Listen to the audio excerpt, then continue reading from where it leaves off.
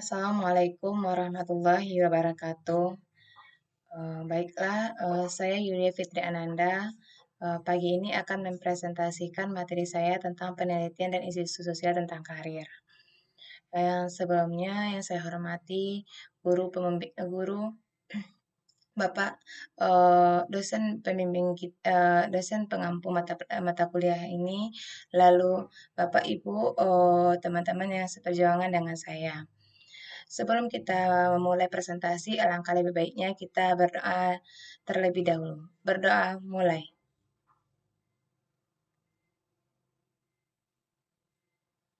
Selesai. Baiklah, saya akan mempresentasikan materi saya hari ini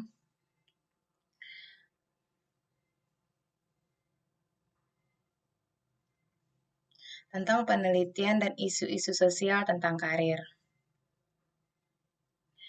Di dalam kita membangun sebuah karir, itu tidak hanya membutuhkan pengetahuan dan keterampilan saja, tetapi untuk membangun sebuah karir yang sukses, kita juga harus bisa menampik isu-isu sosial yang terjadi di lapangan pekerjaan. Contohnya itu kesetaraan. Kesetaraan berupa menerima semua pangkat jabatan orang yang lebih tinggi dan lebih rendah daripada kita. Kita harus bisa menerima segala isu-isu sosial yang terjadi di dalam kesetaraan. Selanjutnya adalah keberagaman. Di dalam lingkungan pekerjaan, keberagaman seperti perbedaan suku, bangsa, ras, dan budaya menjadi salah satu isu yang harus kita terima di dalam lingkungan pekerjaan. Selanjutnya adalah kesejahteraan mental. Ketiga hal tersebut eh, merupakan peran penting dalam pengembang karir supaya karir kita bermakna dan berkelanjutan nantinya. Jika kita bisa menyeimbangi antara pengetahuan dan membangun karir pengetahuan dan keterampilan kita beserta isu-isu sosial yang terjadi di lingkungan pekerjaan, maka kita akan memiliki pengalaman yang lebih mendalam agar karir kita lebih berlanjut ke depannya. Selanjutnya adalah tinjauan riset terkait karir. Yang pertama, tren perkembangan karir. Berbagai penelitian telah mengungkapkan bahwa tren perkembangan karir itu sangat dinamis. Contohnya, kita di dalam dunia pendidikan, seorang guru juga harus mampu meningkatkan kebutuhannya akan keterampilan digitalnya, di mana dia untuk memberikan pembelajaran di kelas itu tidak hanya berbasis teori, tapi juga harus mampu menampilkan keterampilan digitalnya seperti menggunakan teknologi di dalam pembelajaran. Selanjutnya adalah pertumbuhan ekonomi kreatif.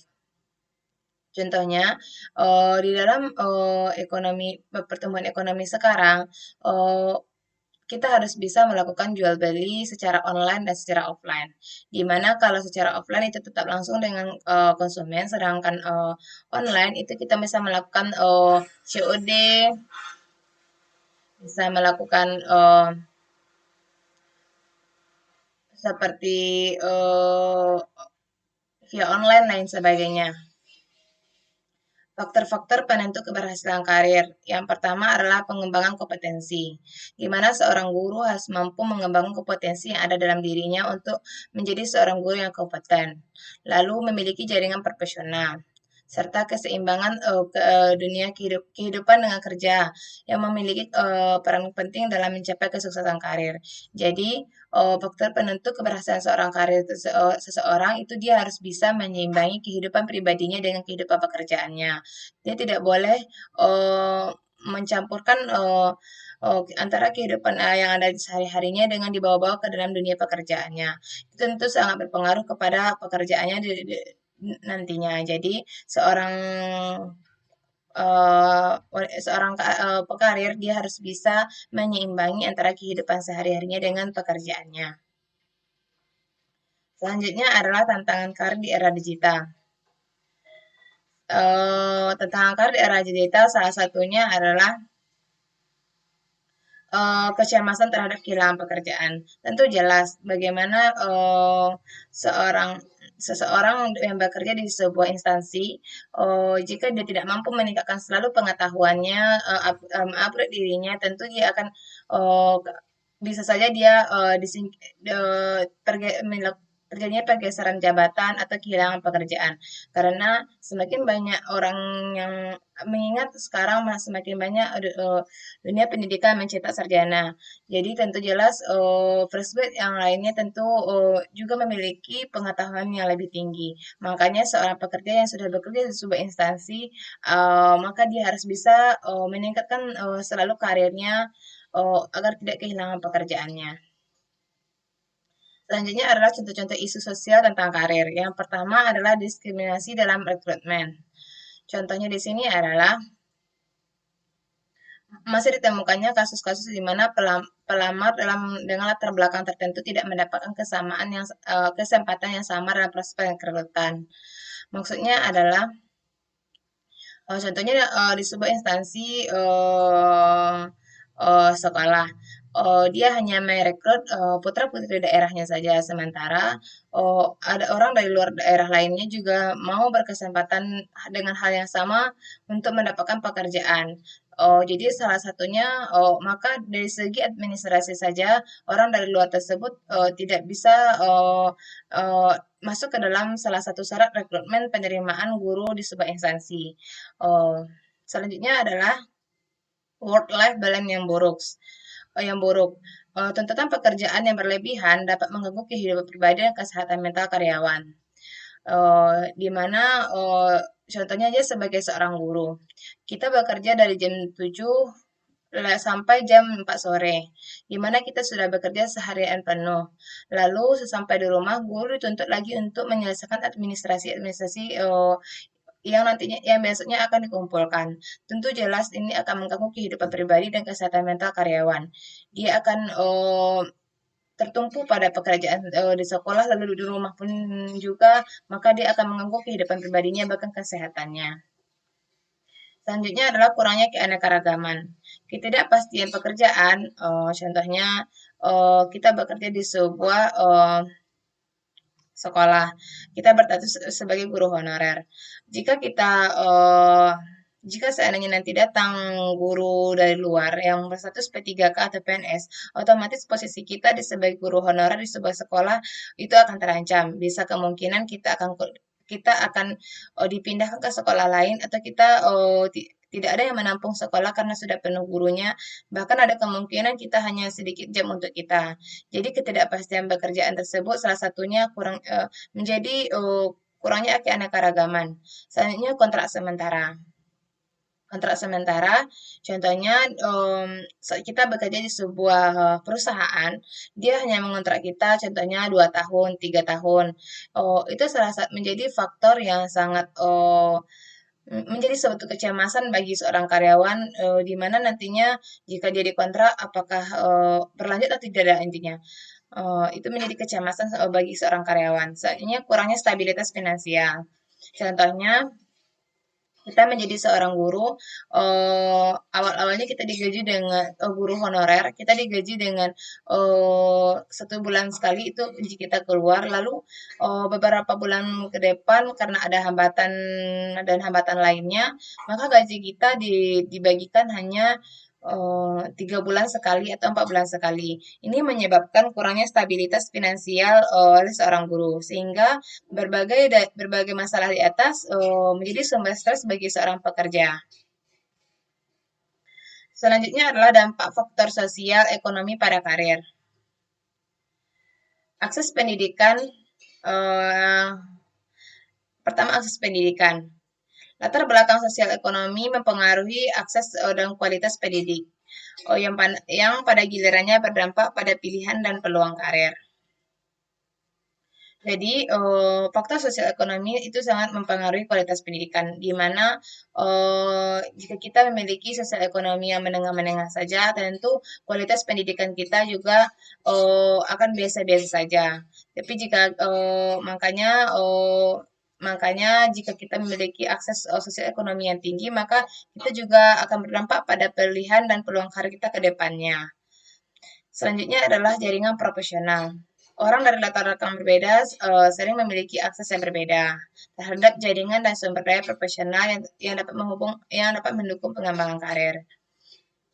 Jadi jika kita memiliki akses-akses jaringan yang berbeda dengan sumber daya, tentu akan mendukung pengembangan karir kita ke depannya. Makanya orang yang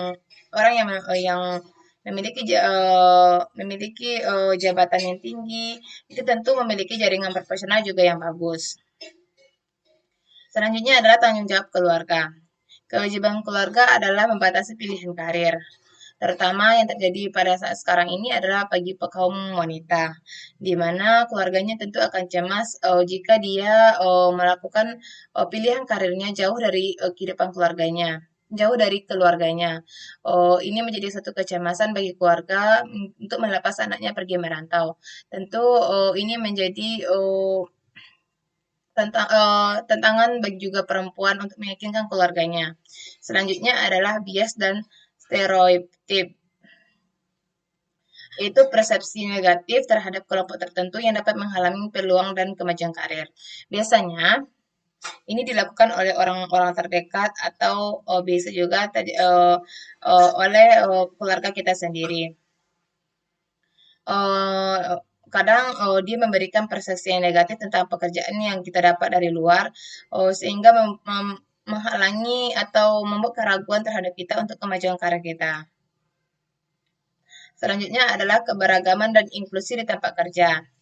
Representasi yang pertama memastikan semua kelompok terwakili di semua level organisasi untuk membangun lingkungan kerja yang adil dan inklusif. Yang kedua adalah budaya inklusi,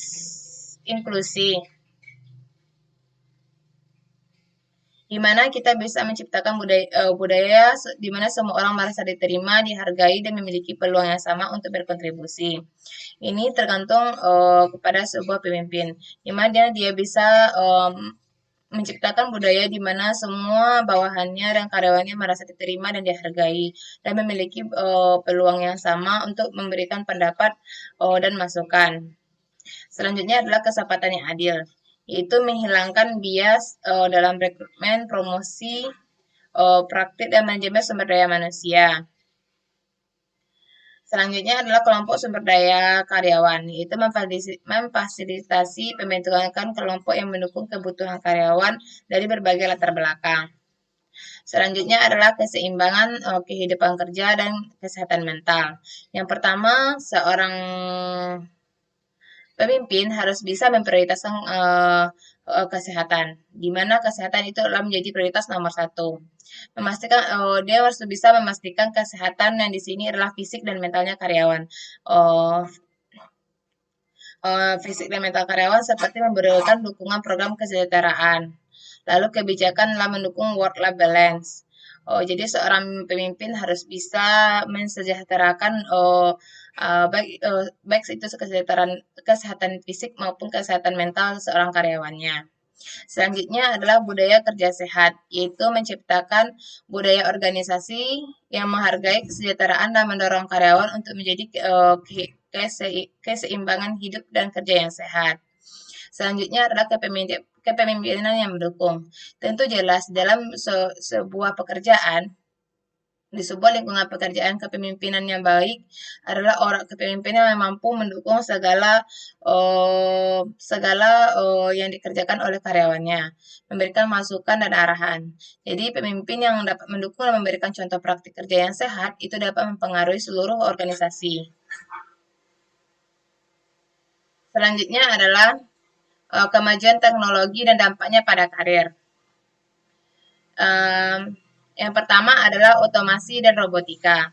Kehidupan teknologi telah menghadirkan otomasi dan robotika di berbagai sektor industri yang mengubah lanskap pekerjaan dan keahlian yang dibutuhkan. Contohnya, sekarang contohnya itu adalah mesin ATM, di mana kita bisa sekarang ini tidak lagi mengambil uang melalui teller, tapi kita bisa mengambil uang melalui itu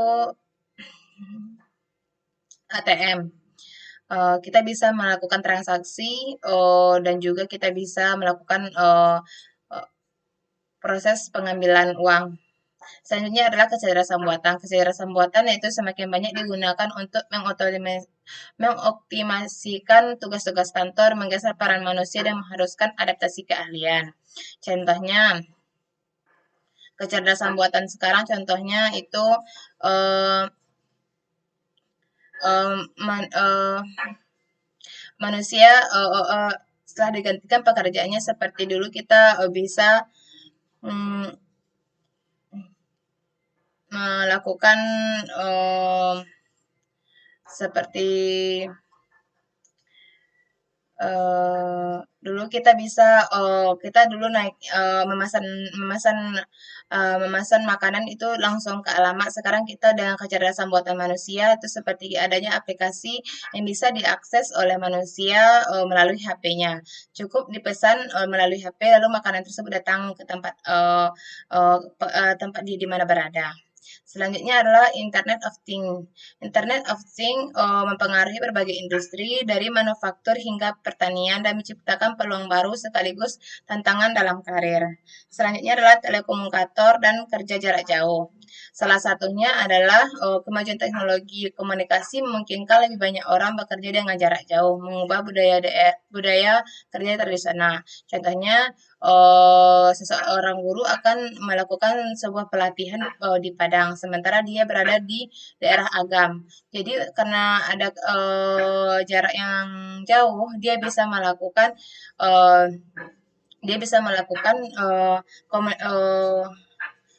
pelatihan tersebut dengan cara jarak jauh dengan menggunakan aplikasi Zoom Meeting.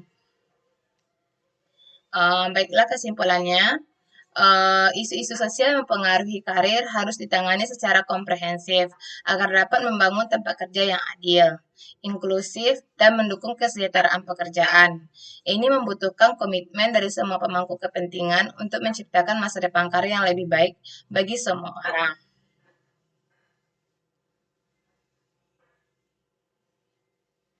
Demikianlah presentasi saya hari ini. Saya sudahi dengan Assalamualaikum warahmatullahi wabarakatuh.